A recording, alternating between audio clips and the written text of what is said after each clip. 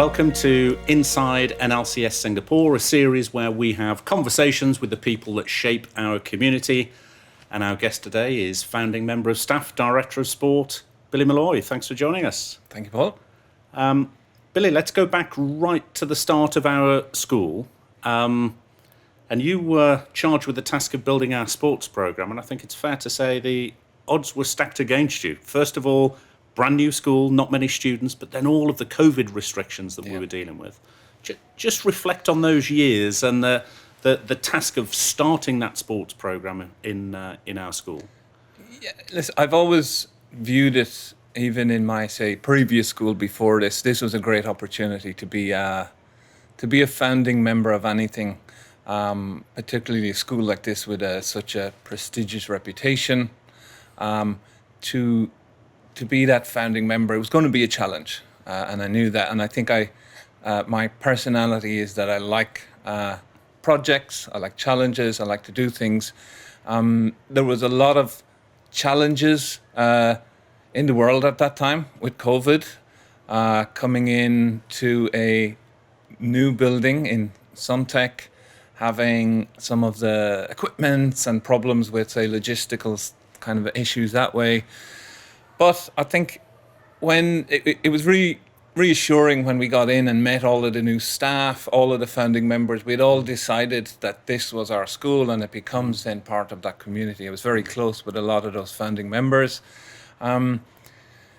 Growing the school, starting to try and do some of our first CCAs, where we did a lot of multi-sports. Some of the kids will remember that. There was table tennis because of the restrictions in height in the ceiling. And then moving into a new building here. Interesting times, but I don't think I would change much of that. It is interesting. We still have those conversations about COVID and looking at the safe management measures each week with previous vice principals to make sure we were in groups of 5 or in groups of 2 or in groups of 1. But what we had, and it was very evident very quickly in this school, there's a community with the teachers. The team of teachers that we have employed within the P faculty were fantastic back then. To be able to then lead a program, the other challenges that came then that we grew so rapidly. So we started at a certain amount of kids, and then you'd come back in season 2 and it was like, you need to rip that up. We got 200 more kids. And that was good. It was interesting to see our ethos of what a school is, my passion for sport, and having the opportunity to meet those students who had that same passion for sport, and also with the other staff members in the school, growing rapidly, and now into 5 years. I think COVID also worked as a kind of benefit, because everyone in our Access League, the other 33 schools, everyone had to reset. There was a post-COVID sport and it was completely different. So we emerged from COVID with a year or 2 years behind us, kind of prepping, getting ready. So when we joined Access, we were actually very strong very quickly. So that was a... Sure. And that programme, you've grown it to be, one of the real successes of the school. We've got so many staff, so many students that are completely engaged with the sporting programme, but also a huge number of parents that are so passionate about sport and supportive of what you're doing and the team are doing. And how did you go about building that parental engagement? Because almost the student and staff engagement kind of comes naturally in a school. But what about the parent engagement? We're the community here, as I would call it, is yes, you have your staff in the school, absolutely. We have a lot of external high quality coaches that come in for specialist sports. So we have our cricket, we have our tennis, we have swimming, we have football, gymnastics, basketball and badminton. So we have a big staff of specialist kind of coaches and practitioners. So you're going to enthuse the students, but part of this, I think any good school is to have a community, and one of the kind of main focuses of that community is also going to be the parents.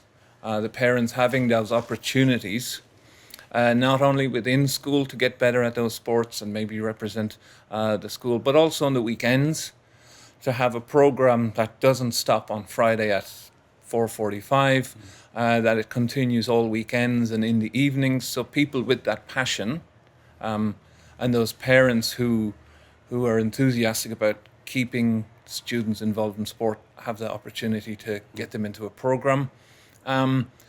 It is a lovely, I think in the junior school, particularly when you see the parents coming and watching the under 9s or under 8s play in their first games, it's not just them coming to watch their own child. They're actually now coming and they're forming friendship groups with the other parents in the school, and they're creating these relationships with us as staff as well.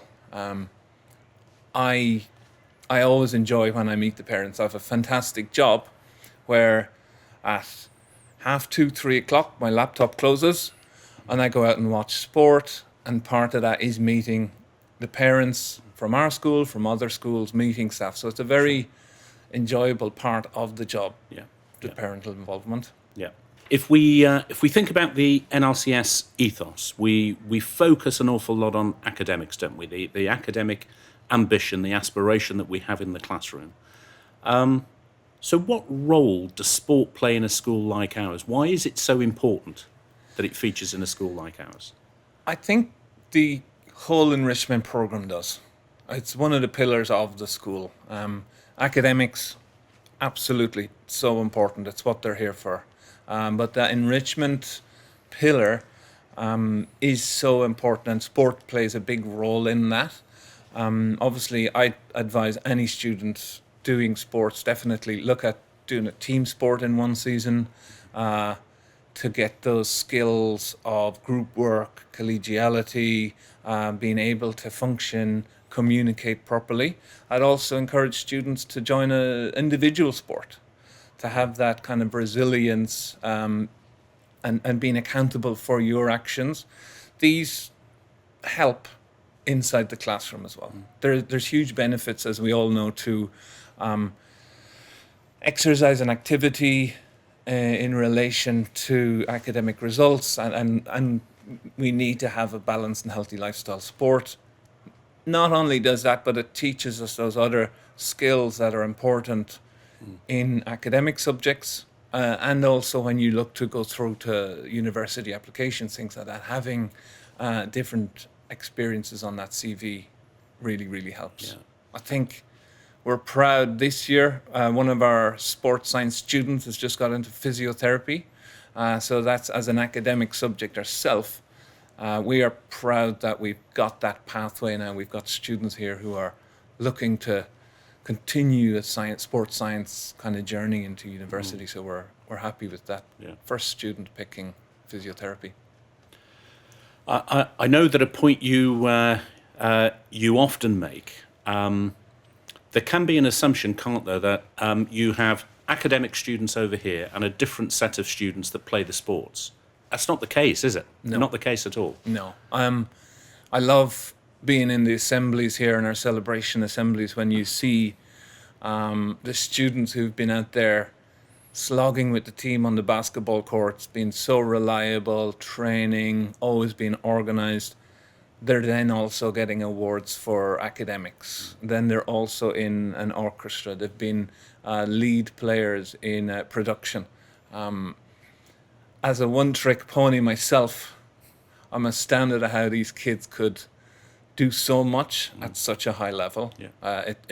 It's so impressive. There's students who are in societies here, and then they're coming out and their lunchtimes are busy with societies, academic societies, and then they're out training before school, after school. They fit a lot in. Yeah, yeah. A question that you must be asked an awful lot in your role as director of sport, and it's one of those things that I think, in my experience, schools talk about an awful lot, and it's the relative importance of winning versus mass participation. Yeah. Are we offering sport to be competitive and to be successful, or is it all about participation? We've We've a pathway model. It is a sport for all, essentially. We offer CCAs in, say, the extended curriculum in the junior school from 2:20 to 3, where we have a huge range of recreational sports. And that's a great choice, I think, that not many schools offer within that time every day. So we've probably in the high 90% of their junior school taking part in recreational sport on a weekly basis. Our competitive side, we under 8s, under 9s, it's non-competitive. No scores are taken when they do their CCAs or go play against other teams and things like that. Up until under 12 and under 14, it's kind of, we encourage students to take a wide range of sports, pick different sports each season. Then when they get to under 16 and 19, they probably start to specialize at that stage. And then we provide strength and conditioning coaching, and we start to then really specialize in those upper age. By the time they say get to 16, 19s, they should be down to maybe 1 or 2 sports. Yeah. Our competitive teams do very well, but it's, so if we celebrate that, it's not just a celebration of a win, or it's also like our recreational sports are just as important. And I think providing opportunities. I've had a student this week email and come and have a conversation about paddle. So there's I think the nature of sports changing, those individual sports.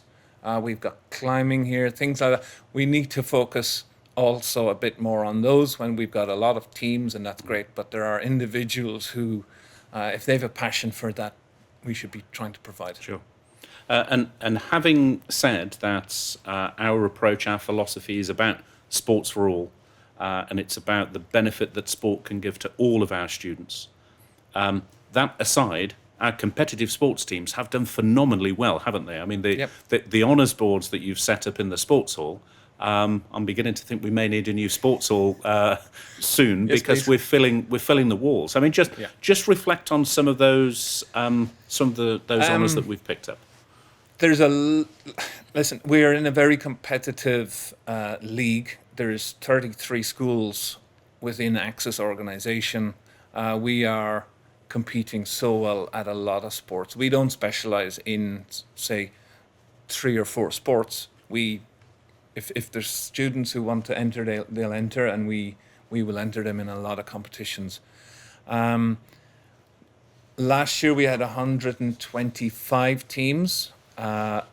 20 of those ended up as champions across all divisions, all sports, which is a good return as winners across those leagues. And we had 45% actually coming in on a podium position. What we can see is the specialist teachers we have in our PE curriculum, that's feeding through to high quality learners who have a passion for sport. If they didn't have that love of sport from their PE teachers, they just won't come and play for the school. They wouldn't continue sport. So for me, we can see our junior school and our middle school sports programs are maturing with the school. It's kind of growing up through the school. Our middle school last year were absolutely phenomenal. But I can see that's from the level of teaching they've now had for the 4 or 5 years in the school, and it transfers to our teams. So I think I'm helping to organise, but what on the ground level, what the people are doing in those PE lessons, and we have a lot of staff within the faculty and outside of our faculty who now come with their passion for badminton or tennis and things like that. Sure. So a growing staff helps to get that passion into sport. Sure. Billy, in closing, we've stolen an idea from a famous podcast, and we ask every guest that we speak to leave a question for the guest that follows. The bad news for you is the guest before you was Ruben, recent graduate, 45-point perfect diploma. Here's his question. What does the concept of success mean to you? I'll meet alumni, and I met Ruben, he didn't tell me the question. He said I might have stitched you up, but I'd actually asked him before that, are you still involved in sport? In 4 years' time, 5 years' time, if I ever meet an alumni, that's my only question that is important to me is, are you still playing sport? If the answer to that is yes, and that's something I'll say to any of our PE teachers in our first meeting of the year, if the answer to that is a yes, we're successful. Trophies, medals, all good, but if when these students leave here and they continue to choose a sport, to continue to play for the benefits that physical, mental, social benefits, if the answer to that is yes, we're doing our job. Thank you. Billy, thank you for everything that you've done for our school and continue to do, and thank you for the conversation. Thank you.